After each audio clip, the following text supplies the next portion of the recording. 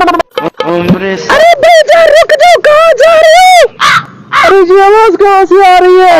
नीचे देखो, नीचे पैसे बात करो, उठा लो हमें। मेरे शॉपर खोले, शॉपर खोले। मेरे साथ कुछ करोगे तुम्हें? नहीं नहीं, शॉपर खोले। ये पैसे सुल्तान नाम शख्स वाले को दे दे। अब जाए यहाँ से एक नोट उठाकर बकाया सुल्तान को दे। चले, मेरी बात मानोगे? नहीं माने तो वरना आपके साथ बहुत बुरा होगा। ठीक है ठीक है। अरे तुझने बता तो दिया पैसा। ये बताओ सुल्तान नामी शख्स कैसा है, उसका हुलिया कैसा है, उसके कपड़े कैसे हैं, वो जूती कैसी पहनता है, कम से कम मुझे पता तो चले। बेईमानगी मत करना, बेईमानगी की तो आपके साथ बहुत बुरा होगा।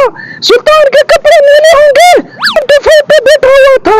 अब जाए फिलहाल जगह पे बैठा हो जाए।